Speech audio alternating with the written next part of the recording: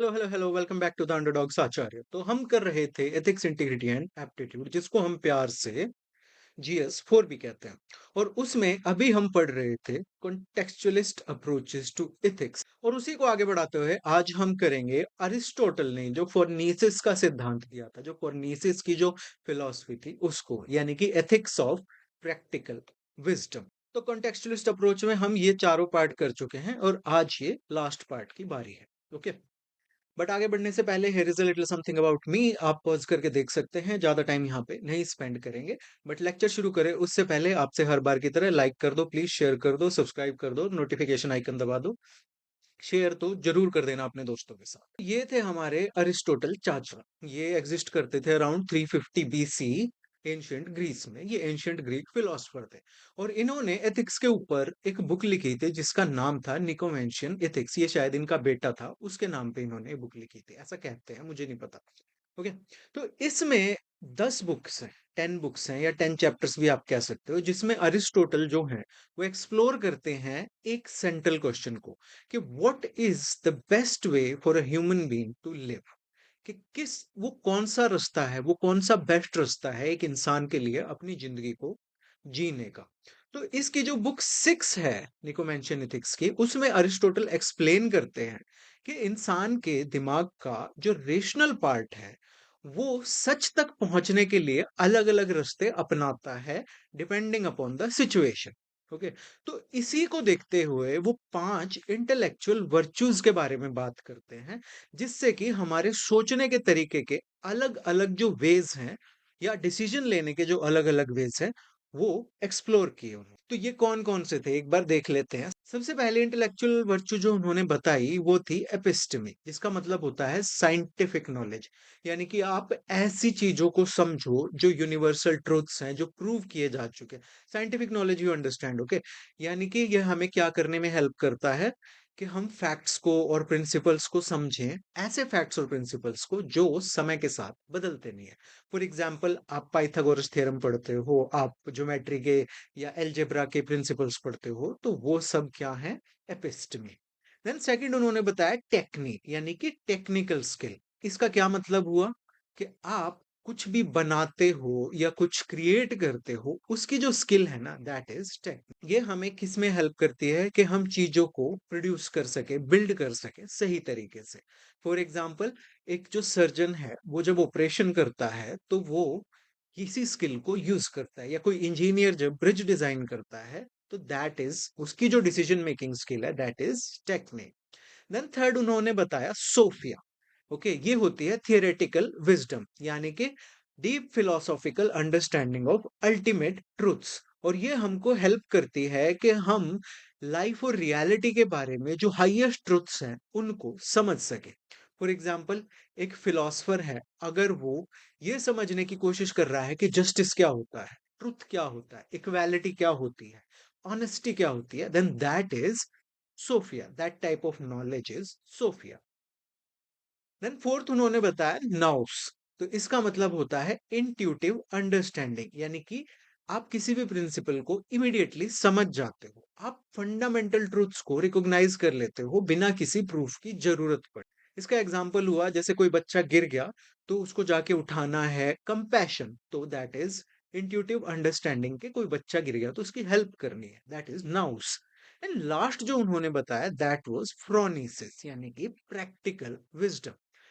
इसका मतलब हुआ कि हम अपनी रियल लाइफ की जो सिचुएशंस होती है ना, रोजमर्रा की जो हमारी सिचुएशंस होती है, उनमें गुड जजमेंट कैसे यूज करें, कैसे हम डिसाइड करें कि कौन सा कोर्स ऑफ एक्शन जो है वो सही है, जहां पे हमारी दो इक्वली अपोजिट वैल्यूज जो हैं वो आपस में कॉन्फ्लिक्ट कर रही हो। फॉर एग्जाम्पल, एक डिस्ट्रिक्ट कलेक्टर है, अगर उसको लॉ और कंपैशन को बैलेंस करना है, कहीं पे फ्लड आ रही है या उसको एनक्रोचमेंट हटानी है, तो वहां पे फ्रोनिसिस का जो प्रिंसिपल है या जो फ्रोनिसिस की वर्च्यू है वो यूज की जाती है। तो ये थी बेसिक जो उन्होंने 5 वर्च्यूज बताई थी। अब इसमें हम पढ़ेंगे फ्रोनिसिस कि ये क्या है और ये क्यों सबसे इंपॉर्टेंट है। अब ये जो सारी वर्च्यूज हैं ये हमको अलग अलग सिचुएशंस में डिसीजन लेने में हेल्प करती हैं, ये हमने देख लिया। बट इनमें से जो फ्रोनिसिस है ना, प्रैक्टिकल विजडम, वो सबसे ज्यादा इंपॉर्टेंट है एथिक्स में। क्यों?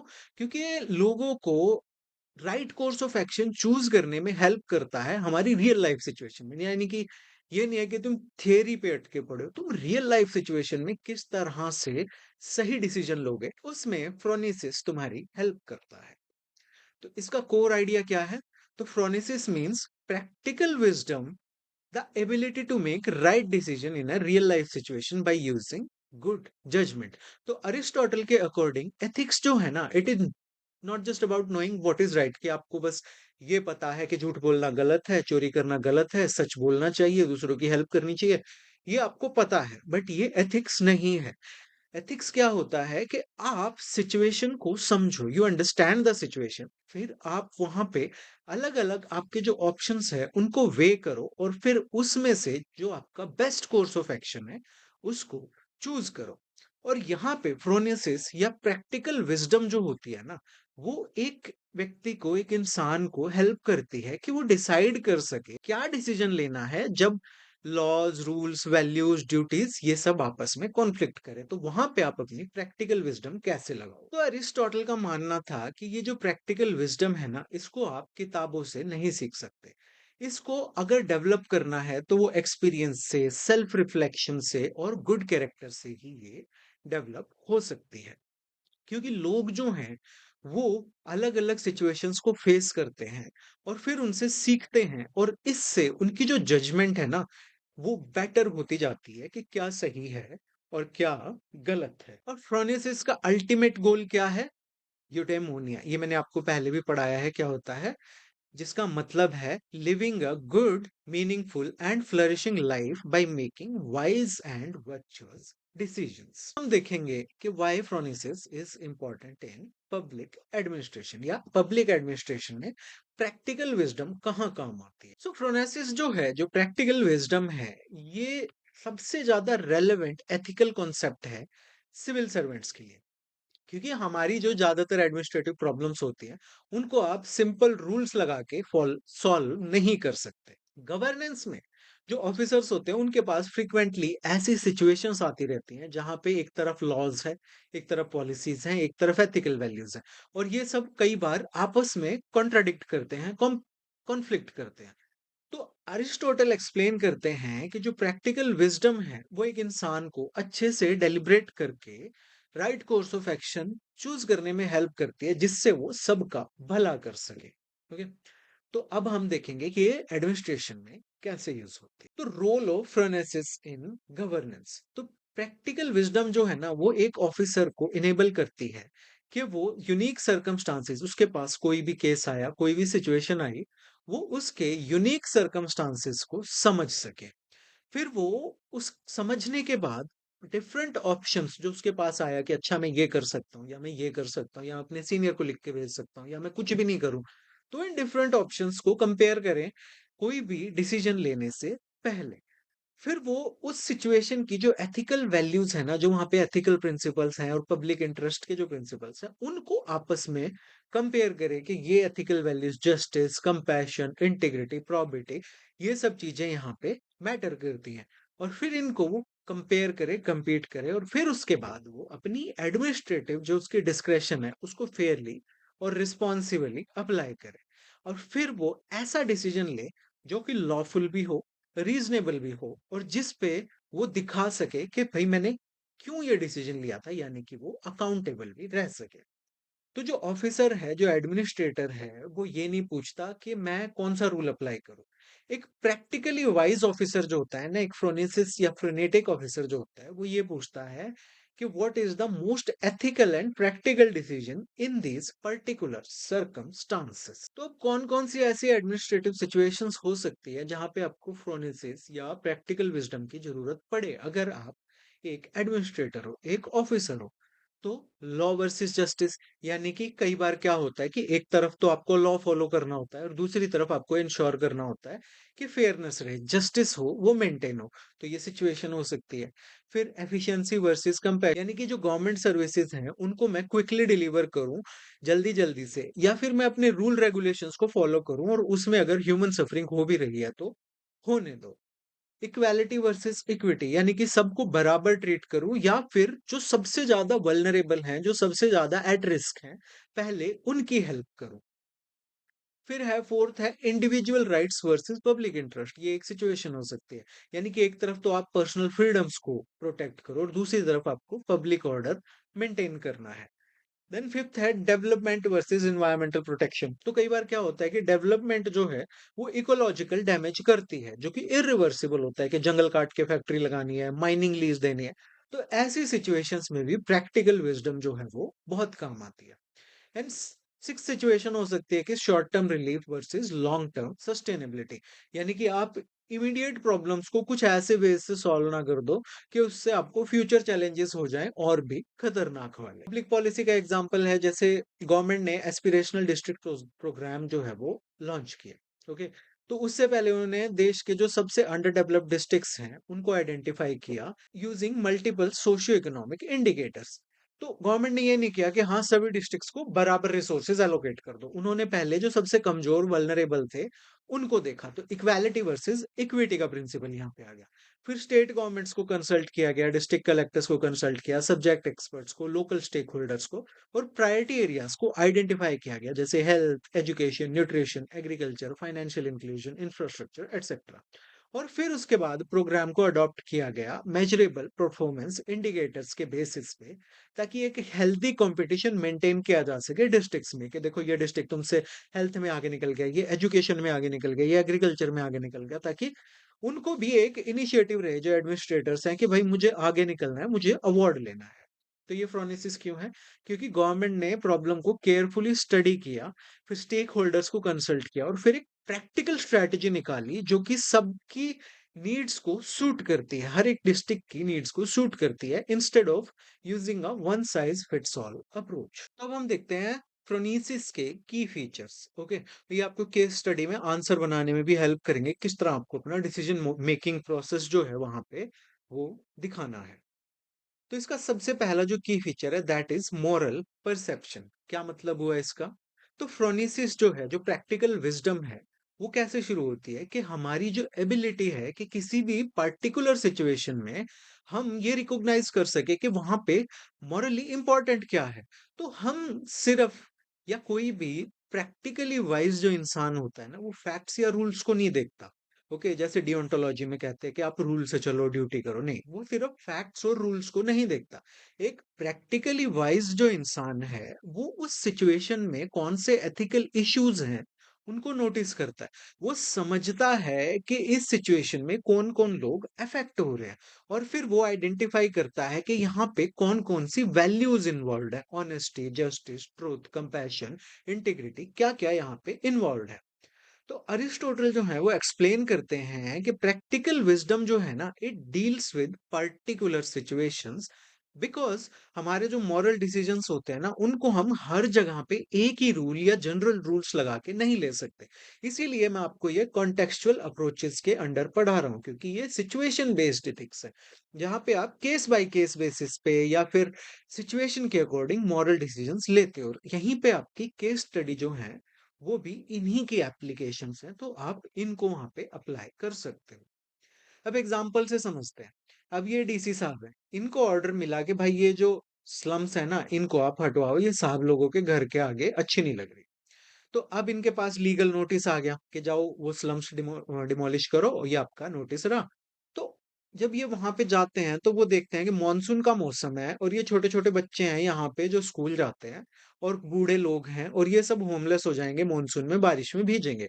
तो ये सिर्फ अपना ऑर्डर फॉलो करने की बजाय ये क्या करते हैं, अपनी प्रैक्टिकल विजडम लगाते हैं, थोड़ा कंपैशन दिखाते हैं, और इन लोगों के लिए टेम्परेरी रिहैबिलिटेशन जो है वो अरेंज करते हैं, इनकी झुग्गियों को तोड़ने से पहले। तो ये फ्रोनेसिस क्यों है? क्योंकि ये जो डीसी साहब हैं, ये एडमिनिस्ट्रेटर हैं, ये रूल्स को भी फॉलो करते हैं, कि इनको जो ऑर्डर मिला था स्लम्स को डिमोलिश करने का, इन्होंने उसको फॉलो किया।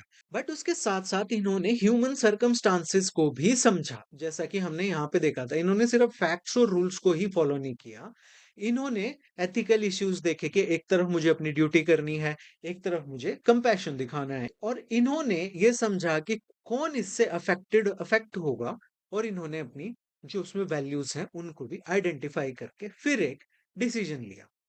तो इसका एडमिनिस्ट्रेटिव रेलेवेंस हुआ कि हमारे अभी जो सिविल सर्वेंट्स होते हैं उनको फाइल से आगे, रूल्स से आगे देखना चाहिए, ओके? और प्रोसीज सिर्फ ये नहीं है कि आप प्रोसीजर्स को फॉलो करते रहो। आप ये देखो कि आप जो डिसीजन ले रहे हो उसका ह्यूमन इम्पैक्ट क्या होगा, और उसके बेसिस पे अपने डिसीजंस को सेंसिटाइज और कंपैशनेट बनाओ। तो यहाँ पे मॉरल परसेप्शन जो है वो प्रैक्टिकल विजडम का फर्स्ट स्टेप होता है। इस ये किसी भी एडमिनिस्ट्रेटर को अलाउ करता है कि वो उस सिचुएशन के फैक्ट्स को समझे, सिर्फ सरफेस फैक्ट्स को ही नहीं, बल्कि वो ये देखे कि हाँ, इस सिचुएशन में क्या वो चीज है जो ट्रूली मैटर करती है। देन इसका सेकंड स्टेप होता है डेलिब्रेशन। डेलिब्रेशन का क्या मतलब होता है कि careful thinking before taking any action, कि आप कुछ भी करो उससे केयरफुली सोचो। तो अरिस्टोटल यहाँ पे कहते हैं कि एक वाइज इंसान जो होता है ना, जो प्रैक्टिकली वाइज इंसान होता है, वो डेलिब्रेट करता है, वो सोचता है, वो अपने डिफरेंट ऑप्शंस को कंपेयर करता है, उनकी कंपीटिंग वैल्यूज को वे करता है, और फिर सबसे अप्रोप्रिएट मीन्स को चूज करता है, सिलेक्ट करता है, जिससे कि एक गुड एंड अचीव हो सके। तो डेलिब्रेशन जो है उसका मतलब ये नहीं है कि आपने सोचा और आपके दिमाग में जो पहला सॉल्यूशन आया आपने वो अप्लाई कर दिया, नहीं। आप थॉटफुल रिफ्लेक्शन करो, आप देखो अच्छा ये करूंगा तो इससे ये नुकसान होगा, ये फायदा होगा, ये करूंगा तो इससे दो फायदे होंगे, एक नुकसान होगा। फिर आप चूज करो थॉटफुल रिफ्लेक्शन के बाद। एग्जाम्पल देखते हैं। मान लो ये एक डिस्ट्रिक्ट की एडमिनिस्ट्रेशन है, ये डीसी है, ये एसपी है, ये टेलीकॉम अथॉरिटी, एक्सेट्रा एक्सेट्रा। तो ये लोग इंटरनेट रिस्ट्रिक्शन लगाने की सोच रहे हैं क्योंकि डिस्ट्रिक्ट में कम्युनल अनरेस्ट हो रखा है। ओके, तो डिस्ट्रिक्ट मजिस्ट्रेट ने ये नहीं करा कि हाँ कम्युनल अनरेस्ट हो रहा है और बंद कर दो इंटरनेट, जैसे होता है अपने इंडिया में जनरली। इन्होंने क्या किया कि इन्होंने इंटेलिजेंस एजेंसीज को, क्योंकि हर डिस्ट्रिक्ट में आईबी का ऑफिसर भी होता है, सीआईडी भी होती है, तो उनको इन्होंने बुलाया, उनसे बात की, पुलिस ऑफिशियल्स को बुलाया, टेलीकॉम अथॉरिटीज को बुलाया, कम्युनिटी लीडर्स को बुलाया, सभी कम्युनिटीज के, और फिर उन्होंने जो भी नेसेसरी और प्रोपोर्शनेट मेजर्स हैं वो इन्होंने लिए। तो ये फ्रोनीसिस क्यों है? क्योंकि जो डिसीजन है ये केयरफुल कंसिडरेशन के बाद लिया गया है, कोई इमोशनल होके या अपनी कन्वीनियंस देख के नहीं लिया गया, या कोई ब्लाइंड रूल फॉलो करते हुए नहीं लिया गया, या इन्होंने ये नहीं देखा कि अच्छा हर बार करते हैं मैं भी कर देता हूँ क्या ही बिगड़ जाएगा। तो इसका एडमिनिस्ट्रेटिव रेलेवेंस ये हुआ कि it encourages balanced evidence based and well reasoned administrative decisions. तो डेलिब्रेशन जो है वो आपके पास जो इंफॉर्मेशन है उसको जजमेंट में बदलने में आपकी हेल्प करती है, मल्टीपल फैक्टर्स को ये बैलेंस करती है। एंड सबसे बड़ी बात, ये रैश या इम्पल्सिव डिसीजंस आप ना लें उसको प्रिवेंट करती है। और एडमिनिस्ट्रेशन में अगर आप ये अप्रोच फॉलो करते हो तो लेजिटिमेसी और पब्लिक ट्रस्ट जो है वो बिल्ड होता है। देन थर्ड है प्रैक्टिकल जजमेंट। प्रैक्टिकल जजमेंट का क्या मतलब हुआ? It is the ability to choose the best course of action जब आपकी इंपॉर्टेंट वैल्यूज आपस में कॉन्फ्लिक्ट कर रही हो। तो रियल लाइफ में हम भी देखते हैं ऐसे, हमारे पास धर्म संकट आ जाते हैं, डिलेमास आ जाते हैं, जहां पे कोई परफेक्ट सॉल्यूशन नहीं होता। ओके, गर्लफ्रेंड कहती है मुझे मूवी दिखा के लाओ, और तुम्हारा बेस्ट फ्रेंड जो स्कूल टाइम से, ठीक है, चटी बड़ी, जो हर सही बुर गलत में तुम्हारे साथ खड़ा होता है, वो कहता है कि भाई मेरी लड़ाई होगी मेरे साथ चल। अब तुम इधर देखते हो इधर देखते हो, धर्म संकट आ गया ना, तो कोई परफेक्ट सॉल्यूशन नहीं है। दोस्त की बात मानोगे तो तुम्हारा सर भी फूटेगा और गर्लफ्रेंड भी नाराज होगी, और गर्लफ्रेंड की बात मानोगे तो दोस्त कहेगा भाई लड़की मिल गई तो दोस्त बदल गया। तो अब तुम धर्म संकट में हो। तो एक वाइज पर्सन जो है वो अपनी कंपीटिंग वैल्यूज को बैलेंस करेगा, और वो ऐसा ऑप्शन सिलेक्ट करेगा जो कॉमन गुड को बेस्ट सर्व करता है। तो क्या कहेगा, भाई कुछ नहीं रखा लड़ाई पड़ाई में, आजा मैं अपनी गर्लफ्रेंड की फ्रेंड को भी बुला लूंगा, चारों मूवी देखने चलते हैं। ओके, सो अरिस्टोटल जो है वो प्रैक्टिकल विजडम को गुड चॉइसेस के साथ लिंक करते हैं थ्रू राइट रीजनिंग। तो यहाँ पे राइट रीजनिंग क्या होगी? नॉन वायलेंस भी हो गया, एंजॉयमेंट भी हो गया, और तुम्हारे दोस्त को गर्लफ्रेंड भी मिल गई। ओके, अब तुम कपल डेटिंग कर सकते हो। अब एग्जांपल देखो, सीरियस एग्जांपल, ये तो चलो ऐसे ही था। ये एक डिस्ट्रिक्ट मजिस्ट्रेट है, इनको इंटेलिजेंस मिलती है कि इनके जो डिस्ट्रिक्ट से एक ये रिलीजियस प्रोसेशन निकलने वाली है, तो उसके ऊपर कम्युनल वायलेंस हो सकता है, दूसरी कम्युनिटी वाले उन पे पत्थर पत्थर फेंक सकते हैं। ओके, तो इंस्टेड के ये इस प्रोसेशन को पूरी तरह बैन कर दें या इसको पूरी तरह अलाउ कर दें बिना कोई रिस्ट्रिक्शन के, कि देख लेंगे जो होगा, ऑफिसर जो है इसका रूट चेंज कर देते हैं कि अब तुम इधर से जाओगे, इसकी टाइमिंग को थोड़ा लिमिट कर देते हैं, और एडिशनल पुलिस फोर्स वहां पे लगा देते हैं, और जो कम्युनिटी के लीडर्स हैं ओके, उनको बुला के उनसे बात करते हैं कि शांति बनाए रखने में प्रशासन का साथ दीजिए। थोड़ा-सा धमका भी देते होंगे। तो ये फ्रोनेसिस क्यों है? क्योंकि ऑफिसर जो हैं वो रिलीजियस फ्रीडम, पब्लिक सेफ्टी और कम्युनिटी हार्मनी, इन तीनों चीज़ों को बैलेंस करके चलते हैं। तो यही यहाँ पे प्रैक्टिकल जजमेंट में बताया है, बैलेंसेस कंपीटिंग वैल्यूज़। इसका एडमिनिस्ट्रेटिव रेलेवेंस क्या हुआ कि ये जो ऑफिसर हैं उनको हेल्प करता है कि ये एडमिनिस्ट्रेटिव जो डिस्क्रेशन है उसको वाइज़ली यूज़ करें और अपने एथिकल डिलेमास में। अब एडमिनिस्ट्रेटिव डिस्क्रेशन से जो ऑफिसर थे ये इस यात्रा को बैन भी कर सकते थे कि भाई यहाँ से नहीं निकलेगी, देखो तुम अपना जो करना है करो, जाओ कोर्ट में जाओ। या फिर ये भी कह सकते थे कि ये तो यहीं से निकलेगी और अगर कुछ हुआ तो मैं पेल दूंगा। तो बट इन्होंने अपनी एक्सट्रीम डिस्क्रेशंस लगाने की बजाय एक प्रैक्टिकल जजमेंट निकाली कि आप दूसरे रास्ते से जाओ, एडिशनल फोर्स लो और ये टाइमिंग रखो कि रात को लेट ना जाओ या ऐसे टाइम्स पे ना जाओ। देन फोर्थ है एक्सपीरियंस बेस्ड। क्या मतलब हुआ? तो अरिस्टोटल बिलीव करते हैं कि प्रैक्टिकल विजडम जो है ना ये एक्सपीरियंस से डेवलप होती है, ये आप किताबों से पढ़ के नहीं सीख सकते।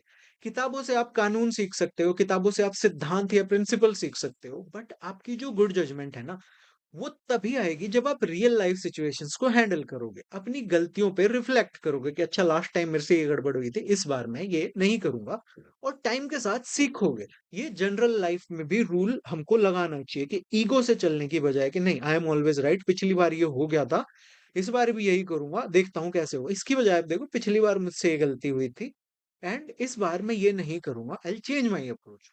ओके, अडेप्टेबल बनो, तो टाइम के साथ सीखो। इसलिए जो एक्सपीरियंस्ड लोग होते हैं वो जनरली बेटर प्रैक्टिकल डिसीजंस ले पाते हैं as compare to beginners. Okay, अब एग्जांपल से समझते हैं। ये एक ऑफिसर हैं, डिजास्टर मैनेजमेंट ऑफिसर हैं।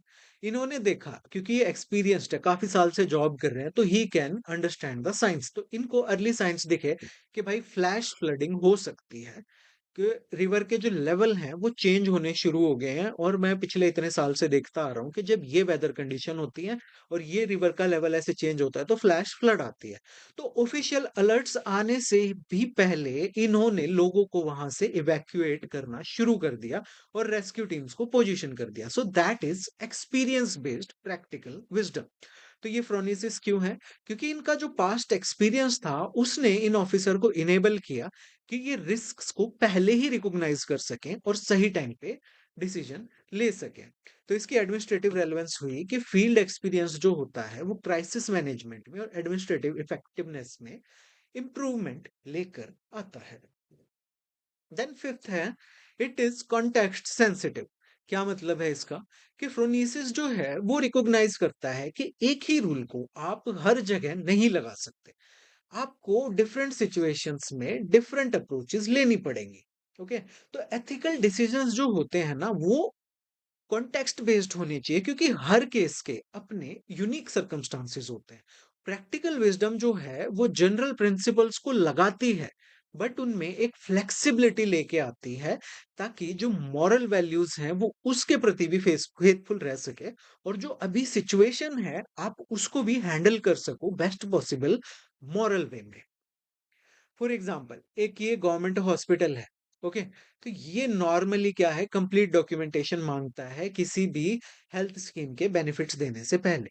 बट यहाँ पे एक मेजर अर्थक्वेक आ गया और सब कुछ टूट फूट गया, लोगों के घर टूट गए, लोगों के डॉक्यूमेंट्स गुम हो गए। तो अब जो हॉस्पिटल है इसने अपनी अप्रोच चेंज करी है कि आप आओ इमरजेंसी ट्रीटमेंट लो, पहले वेरिफिकेशन वगैरह बाद में देख लेंगे, नहीं भी होगी तो कोई बात नहीं। ओके, तो ये फ्रोनेसिस क्यों है?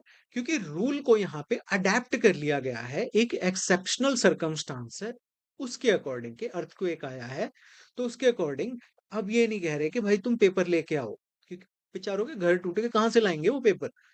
तो अब ये अकाउंटेबिलिटी को भी अबैंडन नहीं कर रहे, क्योंकि हॉस्पिटल की सबसे बड़ी रिस्पॉन्सिबिलिटी क्या होती है, लोगों की जान बचाना, उनकी ट्रीटमेंट करना। ओके, इसका एडमिनिस्ट्रेटिव रेलेवेंस क्या हुआ कि it promotes responsive and citizen centric governance instead of rigid bureaucracy, कि हम तो रूल फॉलो करेंगे, इसकी जगह लोगों की हेल्प कैसे हो सकती है, एक सिटीजन सेंट्रिक गवर्नेंस कैसे बन सकती है, उसको प्रमोट किया जाता है। एंड सिक्स्थ है कि इट इज एक्शन ओरिएंटेड। किस तरह से? तो प्रैक्टिकल विजडम जो है ना, it is not just about कि आपको पता हो कि सही चीज क्या है, इट इज अबाउट कि आप सही एक्शन लो, सही काम करो। ओके, कि कहते हैं ना actions are more important than words. तो अरिस्टोटल जो है वो प्रैक्टिकल विजडम को थियोरेटिकल विजडम से अलग बताते हैं, डिस्टिंग्विश करते हैं, क्योंकि इसका पर्पस है एक्शन लेना, सिर्फ विचार रखना नहीं। तो एथिकल नॉलेज जो है इसकी वैल्यू तभी है जब ये आपके कंडक्ट में दिखाई दे, जब ये आपके एक्शंस में दिखाई दे। तो अब ये एक म्युनिसिपल कमिश्नर है, इनके शहर में ना भाई बहुत गंदगी है, हो सकता है गुड़गांव के म्युनिसिपल कमिश्नर हो। तो ये क्या करते हैं, ये सिर्फ ये नहीं है कि सर्कुलर इशू कर रहे हैं या फिर पोस्टर चिपका रहे हैं, इसकी जगह ये क्या करते हैं, ये एक्चुअल में स्टेप्स लेते हैं। अवेयरनेस कैंपेन्स ऑर्गेनाइज करते हैं, सब फ्री सेपरेट बिन्स इंस्टॉल करते हैं, सैनिटेशन वर्कर्स को ट्रेन करते हैं, इस इम्प्लीमेंटेशन को मॉनिटर करते हैं और फिर बेटर क्लीनलीनेस ये लेके आते हैं। तो ये फ्रोनेसिस क्यों है? क्योंकि ऑफिसर जो हैं ये अपनी एथिकल नॉलेज को प्रैक्टिकल एक्शन में बदलते हैं, कि देखो सफाई होनी चाहिए, that is ethical knowledge, but कैसे होनी चाहिए वो ये प्रैक्टिकल एक्शन में लेके आते हैं। तो इससे क्या होता है, administrative relevance, it encourages result oriented and effective public administration. तो प्रैक्टिकल विजडम जो है ये फोकस करता है कि आप सही काम करो, सही तरीके से करो और सही टाइम पे करो और सही पर्पज से करो। ये नहीं है कि हाँ I am a good man, I am good man, मेरे को सफाई अच्छी लगती है, मेरे को ईमानदारी अच्छी लगती है, बट आप कर कुछ नहीं रहे हो। देन लास्ट इसकी जो की फीचर है दैट इज अकाउंटेबल एक्शन। क्या मतलब हुआ कि प्रैक्टिकल विजडम जो है ना, इसका मतलब ये नहीं होता कि आप पर्सनल ओपिनियंस के अकॉर्डिंग एक्ट करो, नहीं। ओपिनियंस तो किसी के कैसे भी हो सकते हैं। हर एक डिसीजन जो आप लेते हो ना वो रीजनेबल होना चाहिए, वो ट्रांसपेरेंट होना चाहिए और वो ऐसा होना चाहिए कि आप उसको जस्टिफाई कर सको। ओके। तो अरिस्टोटल एक्सप्लेन करते हैं कि प्रैक्टिकल विजडम जो है ना वो राइट रीजनिंग के साथ राइट एक्शन को कंबाइन करता है, ताकि हम कॉमन गुड की तरफ एक्शन ले सकें, उसकी तरफ डायरेक्टेड होकर स्टेप ले सकें। अब एग्जांपल देखो, ये एक डिस्ट्रिक्ट कलेक्टर है, इनके यहाँ पे फ्लड आई हुई है। तो ये फूड और मेडिसिन के इमरजेंसी परचेजेस जो हैं वो ऑथोराइज कर देते हैं बिना कोई टेंडर का प्रोसेस निकाले, क्योंकि टेंडर का प्रोसेस जो होता है बहुत ही लेंथी होता है, उसमें टाइम लगता है, जबकि इनको अभी इमीडिएटली फूड और मेडिसिन चाहिए। तो ऑफिसर जो है अपने रीजंस को रिकॉर्ड करते हैं कि this was the reason I bypass the procedure, और ये एक्सपेंडिचर के रिकॉर्ड्स को मेंटेन करते हैं और फिर उनको सबमिट करके ऑडिट करते हैं जब ये इमरजेंसी खत्म हो जाती है। तो ये फ्रोनेसिस क्यों है? क्योंकि ऑफिसर जो है ये अपनी डिस्क्रेशन अप्लाई करते हैं रिस्पॉन्सिबली, और जिससे वो अकाउंटेबल भी रहें और ये सिचुएशन भी हैंडल हो जाए, सॉल्व हो जाए। तो इससे क्या होता है, ट्रांसपेरेंसी बिल्ड होती है, पब्लिक ट्रस्ट बिल्ड होता है और रिस्पॉन्सिबल यूज होता है आपकी एडमिनिस्ट्रेटिव डिस्क्रेशन का। लेक्चर का पीडीएफ डाउनलोड करने के लिए आप मेरे टेलीग्राम चैनल पे जा सकते हैं। अगर गवर्नमेंट टेलीग्राम को दोबारा से कहीं बैन ना कर दे तो ये मेरा व्हाट्सएप चैनल का क्यूआर कोड है। अगर आपका कोई क्वेश्चन है तो आप मुझसे इंस्टाग्राम पे पूछ सकते हैं, फॉलो करके डीएम कर देना, मैं आंसर कर दूंगा। तो you watching the underdogs Acharya, my name is Rao Anoop Singh. Like कर दो, शेयर कर दो, सब्सक्राइब कर दो और नोटिफिकेशन आइकन दबा दो। Thank you for watching. ये है आज का मोटिवेशन। Have a great